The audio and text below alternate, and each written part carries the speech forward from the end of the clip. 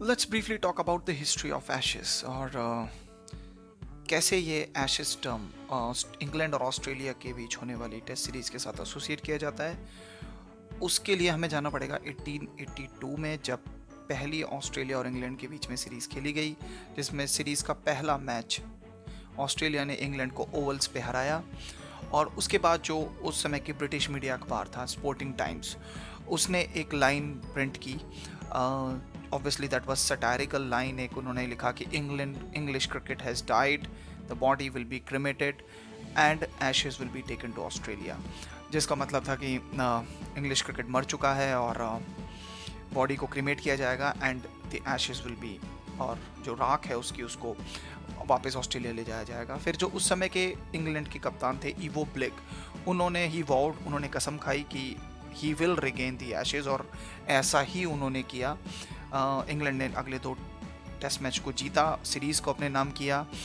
और उसके बाद फिर मेलबोर्न ग्रुप की कुछ महिलाओं ने, जिसमें से फ्लोरेंस नाम की महिला भी एक थी, उन्होंने ईवो ब्लिक को एक urn as a gift present किया। और कहा जाता है कि उस अर्न में जो वुडन बेल्स थी उसकी राख मौजूद है। इट्स स्टिल मिथ, किसी को नहीं पता कि एक्चुअल में वो राख है या नहीं है। और फिर इस तरह से उस अर्न को और उस एशेज टर्म को ऑस्ट्रेलिया इंग्लैंड की सीरीज़ के साथ एसोसिएट किया गया। तो और फिर जब 1927 में ईवो ब्लिक का देहांत हुआ, तो जो आजकल जो विक्टोरियस कैप्टन है, जब वो अर्न को जो विक्टोरियस कैप्टन होते हैं सीरीज़ के, वो अर्न को दे they show it to the crowd as a symbol like they have regained the Ashes. तो उसके बाद क्या ये वही अर्न है जो 1927 में ईवो ब्लिक के देहांत के बाद उनकी विडो फ्लोरेंस ने एमसीसी को दिया? अभी इसकी भी कोई कंफर्मेशन नहीं है, बट कुछ लोग मानते हैं कि वही अर्न है, कुछ लोग कहते हैं वो नहीं है। तो इस तरह से ये अर्न और एशेज इस ऑस्ट्रेलिया इंग्लैंड सीरीज़ के साथ एसोसिएट हो गया। और तो इसके पीछे की ये स्टोरी थी। रिजल्ट्स की बात करें, हिस्टोरिकली कैसे रिजल्ट्स रहे हैं दोनों के बीच में। 335 टेस्ट मैच अभी तक खेले गए हैं, जिसमें से 136 ऑस्ट्रेलिया ने जीते हैं, 108 इंग्लैंड ने जीते हैं, और 71 सीरीज टोटल हुई हैं, जिसमें से 33 ऑस्ट्रेलिया ने जीते हैं, 32 इंग्लैंड ने जीते हैं। और अगर रीसेंट हिस्ट्री की बात करें, लास्ट 10 साल की अगर हम बात करें, तो टोटल 6 सीरीज़ खेली गई हैं दोनों के बीच में, और जिसमें से 3 इंग्लैंड ने जीती हैं, 2 ऑस्ट्रेलिया ने। टोटल मिला के 30 मुकाबले हुए हैं, जिसमें से 14 ऑस्ट्रेलिया ने जीते हैं, 11 इंग्लैंड ने, और 5 मुकाबले ड्रॉ रहे हैं। तो इट्स नेक टू नेक। आप देख सकते हैं कि कोई इसमें क्लियर हैवी फेवरेट्स नहीं रहते हैं इसमें। That's why this rivalry is very amazing. एक बार क्विकली नज़र मार लेते हैं एशेज के शेड्यूल के ऊपर। और पहला टेस्ट ट्रेडिशन को फॉलो करते हुए गाबा ब्रिस्बेन में खेला जाएगा 8 दिसंबर से 12 दिसंबर तक ये मैच होगा। दूसरा टेस्ट 16 से 20 दिसंबर एडिलेड ओवल में खेला जाएगा, जो कि एक डे एंड नाइट टेस्ट होगा। वाओ। और तीसरा test the iconic MCG the boxing day test match दिसंबर 26 से दिसंबर 30 तक। और चौथा test the new year test Sydney में एससीजी जनवरी 5 से 9 जनवरी तक खेला जाएगा। और 5वां टेस्ट जनवरी 14 से 18 जनवरी तक खेला जाएगा, जिसकी वेन्यू अभी डिसाइडेड नहीं है। पहले ये पर्थ में होना था, बट कोविड के चलते अब इसकी जहाँ तक अटकलें लगाई जा रही हैं, ये भी शायद एमसीजी में खेला जाएगा या फिर होबार्ट में भी खेलने की बात चल रही है। तो ये था शेड्यूल, 5 टेस्ट मैचेस। अब जल्दी से नज़र मारते हैं ऑस्ट्रेलिया की स्क्वाड की। ऑस्ट्रेलिया ने अपना प्लेइंग 11 ऑलरेडी 3 दिन पहले अनाउंस कर दिया है गाबा टेस्ट से, तो जो कि काफ़ी अनयूजुअल है। जनरली इतनी पहले टीम अपना प्लेइंग 11 अनाउंस नहीं करती है, but I think they are okay and they are content with what they might have seen. हालांकि कोई इतनी प्रैक्टिस करने का मौका तो मिला नहीं है because of the wild weather in Queensland, but still they have decided it. और अगर देखा जाए तो ओपनिंग पे David Warner, Marcus Harris. Question marks थे कि मार्कस हैरिस के क्या विल पुकॉस्की ओपनिंग करेंगे या नहीं, बट मार्कर हैरिस इसको विल पुकॉस्की अभी भी शायद अपने कंकशन से बाहर नहीं निकले हैं पूरी तरीके से। तो मार्कस हैरिस और डेविड वार्नर ओपनिंग करेंगे, मार्नस लेबुशेन नंबर 3 पर और स्टीव स्मिथ नंबर 4 पर बैटिंग करेंगे। Travis head, Cameron Green, Alex Carey होंगे लोअर मिडिल ऑर्डर में, और पेस बैटरी एलेक्स कैरी को जगह मिली टिम पेन के नाम वापसी लेने के बाद, और एलेक्स कैरी अपना टेस्ट डेब्यू करेंगे यहाँ पे। तो काफ़ी एक्साइटिंग है उनके लिए और एलेक्स कैरी के फैंस के लिए, बिकॉज काफ़ी दिनों से एक डिमांड एक थी कि एलेक्स कैरी को किसी तरह टेस्ट क्रिकेट में जगह मिले, और वो फाइनली अपना पहला टेस्ट मैच अब खेलने वाले हैं गाबा में। और pace battery the usual trio of Pat Cummins, Mitchell Starc और जोश हेजलवुड और नेथन लियोन रहेंगे एकमात्र स्पिनर इस टीम में। और अगर एक बेंच पे नज़र रखें जो रिजर्व स्क्वाड है, उसमें उस्मान ख्वाजा, जाई रिचर्डसन, माइकल नेसर और मिशेल स्वैप्सन है। और अगर बात करें ऑस्ट्रेलिया की स्ट्रेंथ की, तो ऑस्ट्रेलिया अपने घर में खेल रहा है, सबसे बड़ी स्ट्रेंथ तो यही है। हालांकि वो लास्ट 2 सीरीज़ जो इंडिया से उन्होंने खेली अपने घर में, दोनों हारी हैं, बट आई थिंक इन दो series the credit must go to India. और ऑस्ट्रेलिया ने अच्छी क्रिकेट खेली, और बट इंडिया ने बहुत ही एक्स्ट्रॉर्डनरी क्रिकेट खेली, और जिस वजह से इंडिया उनको 2 सीरीज़, और right now we all agree to the fact like India is definitely the best test cricket side in the world, और India can do that to any team in the world right now I believe. तो but अगर squad पे players के हिसाब से नज़र मारे strength पे, तो आई थिंक इनकी ऑस्ट्रेलिया की जो सबसे बड़ी स्ट्रेंथ है वो है स्टीव स्मिथ और लेबुशेन लेइंग द फाउंडेशन। जो नंबर 3 और 4 पे लेबुशेन और स्टीव स्मिथ की जोड़ी है, क्योंकि I don't think right now in Test cricket इनसे ज़्यादा सॉलिड 2 टेस्ट क्रिकेट बैट्समैन किसी भी टीम में है, नंबर 3 और 4 पे। तो ये फाउंडेशन बहुत ज़रूरी होता है। जब वी नो इन ऑस्ट्रेलिया आपको काफ़ी रन्स बनाने पड़ते हैं, क्योंकि इंडिया ने ऑलमोस्ट 328 रन चेज़ किए थे, 328 रन चेज़ किए थे गाबा के उस मैच में। तो you have to score big to win the games there. England की तरह वहाँ काफ़ी छोटे टोटल्स और टारगेट्स पे मैच नहीं डिसाइड होता, generally you have to score big. तो उसके लिए स्टीव स्मिथ और लेबुशेन का बहुत इंपॉर्टेंट रहेंगे ऑस्ट्रेलिया के लिए। और फिर उनकी जो दूसरी नेक्स्ट स्ट्रेंथ है, और I think it's almost as par the strength I talked about earlier, जो पेस बैटरी है, पैट कमिंस, मिशेल स्टार्क और जॉश हेजलवुड की। करें वीकनेसेस की, तो हालांकि ज़्यादा वीकनेसेस है नहीं ऑस्ट्रेलिया स्क्वाड में, बट अगर फिर भी देखा जाए तो डेविड वार्नर और मार्कस हैरिस की ओपनिंग पेयर की फॉर्म, क्योंकि डेविड वार्नर बिल्कुल भी फॉर्म में नहीं है, स्पेशली टेस्ट क्रिकेट में। तो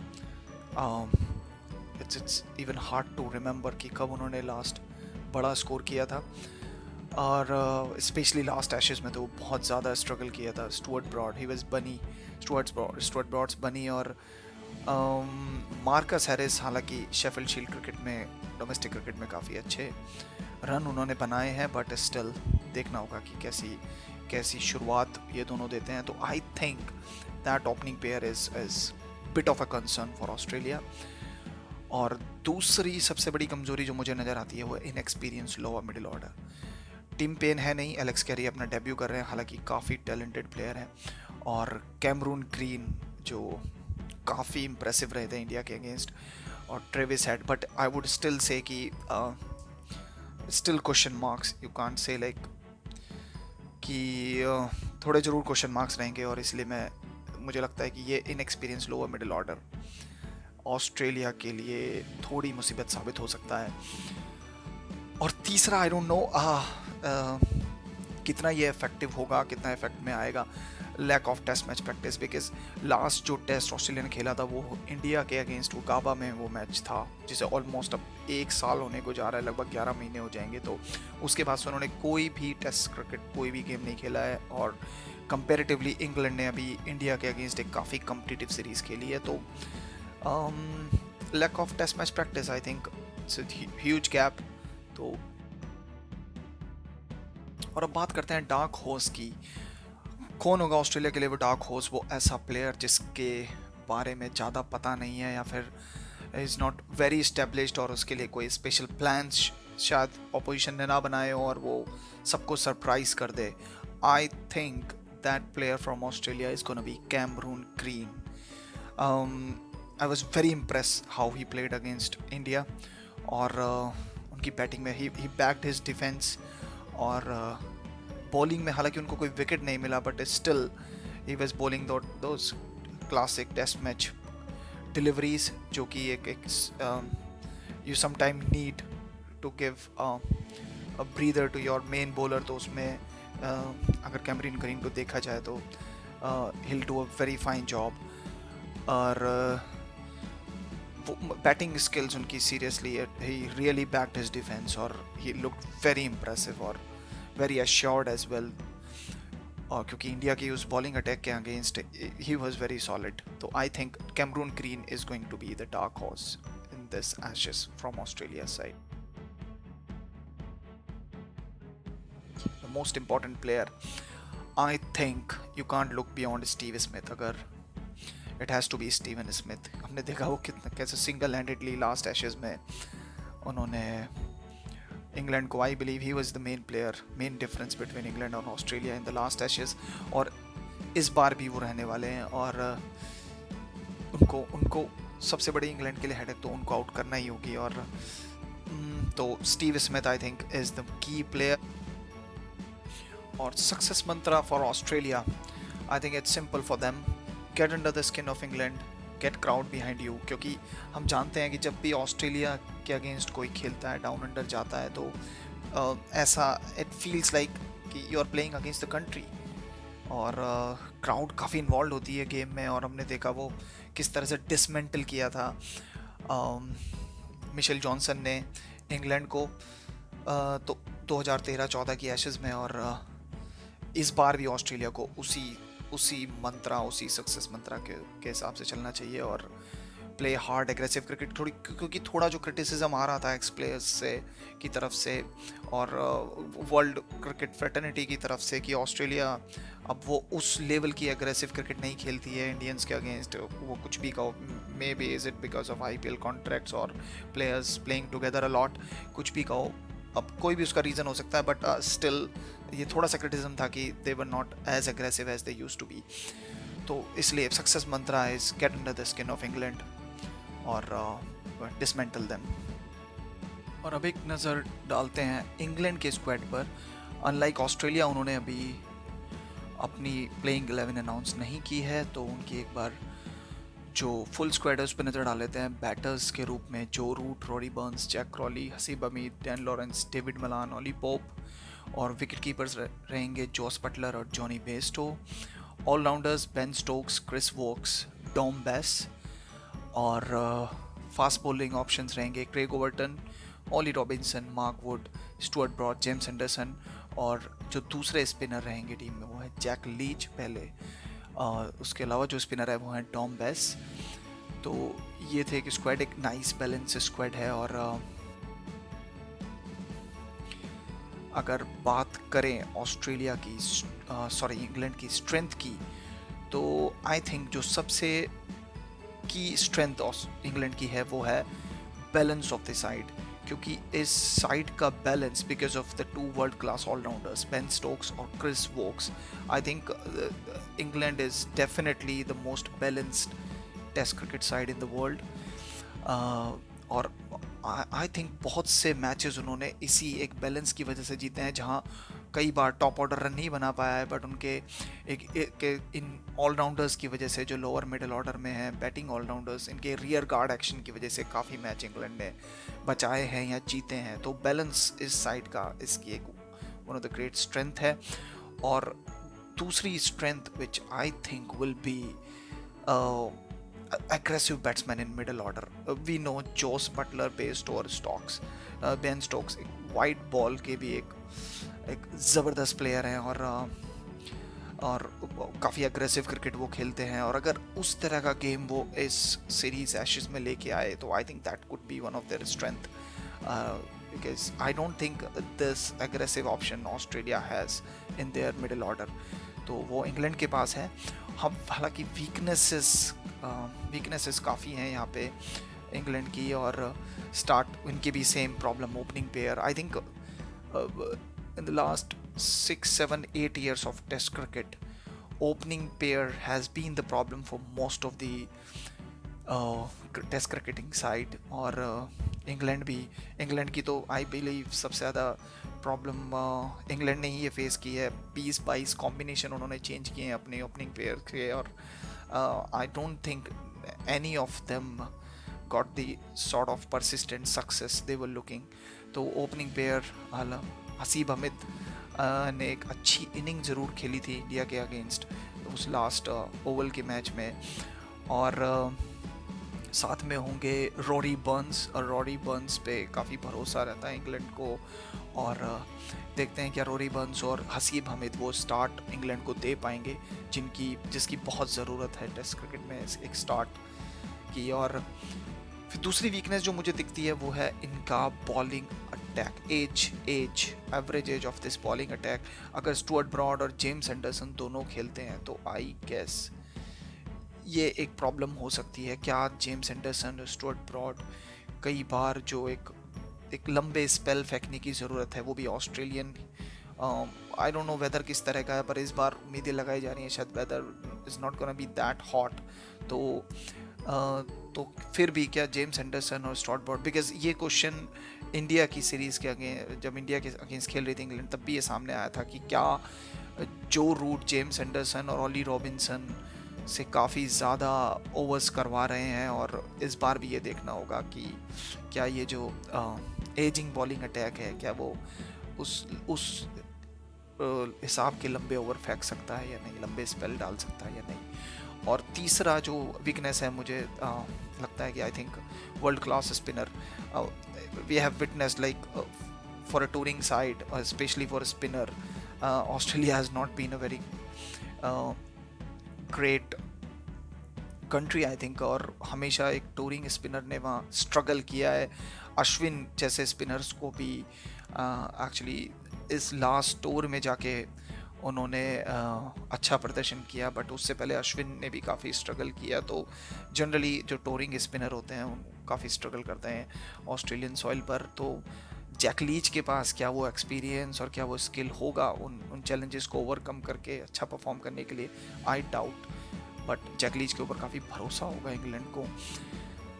तो ये थी कुछ वीकनेसेस इंग्लैंड स्क्वाड में, और I think weaknesses are more in case of England. तो लेट्स सी कि ये वीकनेसेस कितनी उजागर होती हैं during this. I think England की तरफ से जो डार्क हॉर्स होने वाले हैं इस बार, वो होने वाले हैं ऑली रॉबिन्सन। हालांकि ऑलरेडी उनका नाम काफ़ी ज़्यादा लिया जा रहा है, तो I won't say he is a perfect candidate for the dark horse, but still he is new to Test cricket, और स्टिल आई थिंक एक सरप्राइज एलिमेंट अभी भी है वहाँ पे। और Ollie Robinson I think he was very impressive against India. तो I guess, और आई थिंक उनकी जो हाइट है और उनकी जिस लेंथ से वो बॉलिंग करते हैं, he is gonna be very effective in those Australian condition. और तो ऑली रॉबिन्सन रहेंगे मेरे डार्क हॉर्स इंग्लैंड की तरफ से। और अगर की प्लेयर की बात की जाए, आई थिंक की player from England definitely it's going to be Joe Root, क्योंकि we already saw how he performed against India. एक कभी कभी तो he was almost like invincible, India उनको आउट ही नहीं कर पा रही थी। It required that sort of delivery from Umesh Yadav. I think वो एक अनप्लेबल डिलीवरी डालनी पड़ी जिससे जो रूट आउट हुए उस ओवल के टेस्ट मैच में। Otherwise he was in impeccable form, or almost scoring a run a ball in test cricket. He was so comfortable in the middle. तो मुझे लगता है कि जो root is again the most important player, the key player from England. अगर बात करें success मंत्रा की, तो आई गेस इंडिया ने एक टेम्पलेट पूरे वर्ल्ड क्रिकेट को दिखाया कि how to beat Australia in Australia. और उस टेम्पलेट की जो कोर थी, it was like aggressive with the bat and counter attacking cricket. तो वो ऋषभ पंत ने, रोहित शर्मा ने, शुभमन गिल ने वो करके दिखाया, और they were really aggressive against their fast bowlers. और हमने देखा कि जब जब वो एग्रेसिव हुए, they drew so many mistakes from this Australian side as well. और कैचेस भी ड्रॉप हुई और लाइन लेंथ भी Mitchell Starc was also struggling a lot. Nathan Lyon surprisingly बहुत इनफेक्टिव नज़र आए जब ऋषभ पंत took charge। तो I think England, if they want to be successful in this series, they have to do something different, and I think they need to be very aggressive with the bat.